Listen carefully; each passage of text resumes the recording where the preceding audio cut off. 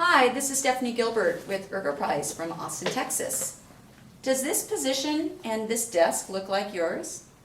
If so, let's have a little chat today about Desk 101. Now, the first thing that we're going to talk about is our position in the chair. A lot of times people will either buy a chair or inherit a chair that just isn't suited for them. The chair may have some wonderful functionality to it. It may have a height adjustable back, it may have adjustable arms, but if the chair is still too large, it's not going to fit the user. So we're going to change that chair right now.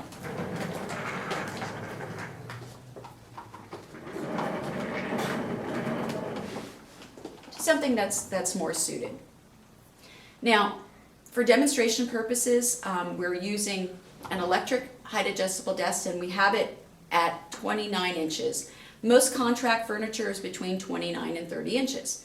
Now, that may work for some, but it really doesn't fit the masses. I'm 5'3" in heels, and a desk that's 29 inches high is way, way, way too tall for me. In fact, when people call and ask us for advice, and they say that they're in discomfort in their neck and shoulders, the first thing I ask is, where's your equipment? And what type of equipment do you use? We'll address where's your equipment first. When the equipment is up on the desk, even though now I'm in a better chair and I'm closer to my equipment, my shoulders are still going up too high. So we want to advocate the use of a keyboard tray system. When you use a keyboard tray system, it allows the equipment to be a lot lower. You put your hands in your lap, and that's really pretty much the position where it would be. So now let's talk about the chair a little more. As I stated before, you can have a great chair, but if it's not the right size for you, whether too large or too small, that's going to inhibit you from being in the proper position. When we key, we want to have that back. When we're using our equipment, we want to have our back completely supported with the back of the chair. And when we key, we want to be upright. And when we're not working, it's okay to lean back and relax. But when we are using our equipment, we want to have our back fully supported on the chair. Now, what happens with keyboards and mice, a lot of folks will use the one that came with the system, the flat keyboard with the attached 10 key and the flat mouse. And I do have problems with those. A lot of times also people will call us and say, oh, well, I'm using this ergonomic keyboard and I'm still in pain. Well, how come? Well, once again, when we talked about the location of the equipment, that has a lot to do with it. But now let's also talk about the equipment. Now, while I appreciate the fact that the keyboard is not a fixed keyboard but has a split, it has what's known as a fixed split. And that position may work for some but may not work for others. And what I really have issues with this particular keyboard or other ones similarly shaped to this one is the fact that it has an embedded 10 key or a numeric keypad.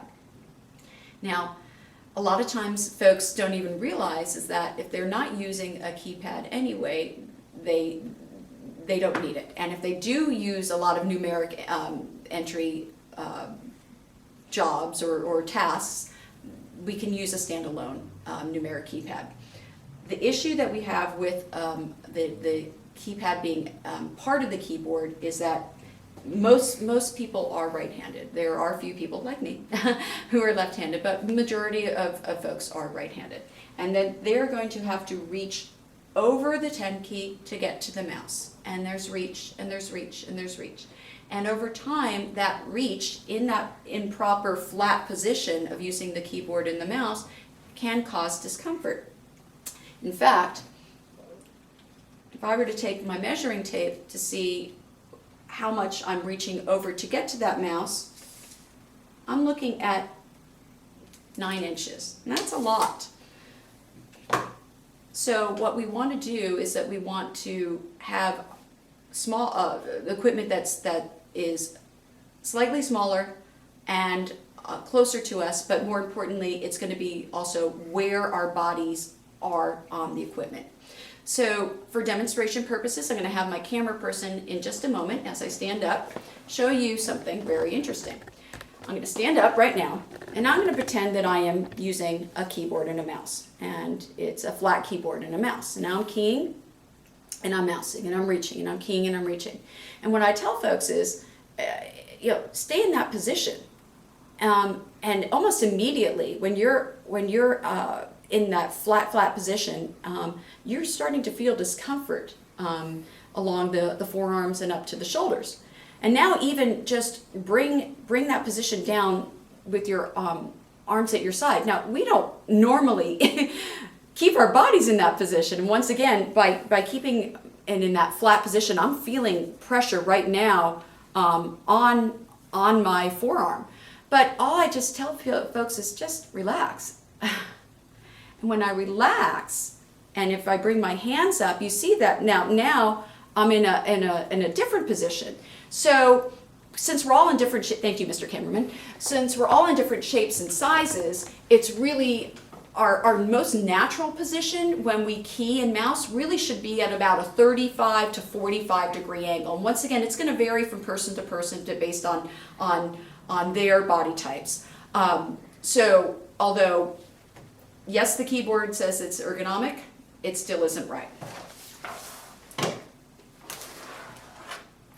We really do like ergonomic keyboards that do not have the 10 key on the keyboard as part of the keyboard, but we also like keyboards that can also tent and splay, because once again, our neutral, our position is going to be different. And usually for folks who are either larger or wider, what normally happens with them is that their arms and their elbows flare out, and then they have to contort their hands and wrists into most really poor postures, and that can be causing a lot of pain and discomfort. For demonstration purposes today, I'm using the Ultra Ergo wireless keyboard with an Oyster mouse and the separate 10 key. So what's nice is I can place the keypad on the left, or I can place it on the right, or I can move it. Now, obviously, we talked about position before. This desk is too high. Even though I'm using a great mouse and a great keyboard and a separate 10 key, the position of the desk is too high. So I'm going to lower this down to a more appropriate position for me. And now, it's almost as if, even though I'm not using a keyboard tray system, now I've lowered that keyboard and mouse down, and now I could definitely feel the difference from being up here to down here. So what's fun about the keyboard is that, once again, that you can have it at various heights and positions that are going to work better for you. The same thing goes for the mouse. Most traditional mice that are flat put our hands and wrists in awkward positions. Now for me, on the Oyster, it's two clicks for me. The mouse adjusts to 5 different positions, but actually it's ambidextrous, so it really goes into 10 positions. Now we also want to talk about a few other components quickly on the desk. So we want all of our equipment to be in close proximity. When we are seated in our chair, we want our feet firmly planted on the floor. If for some reason your feet cannot touch the floor, we want to have the use of a footrest. And then lastly, we want to talk about the position of the monitor. We want to make sure that we're about an arm's length distance from the monitor.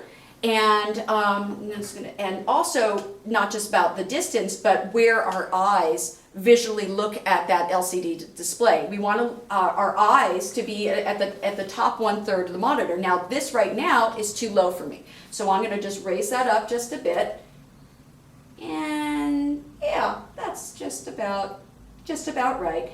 And then and also if we do wear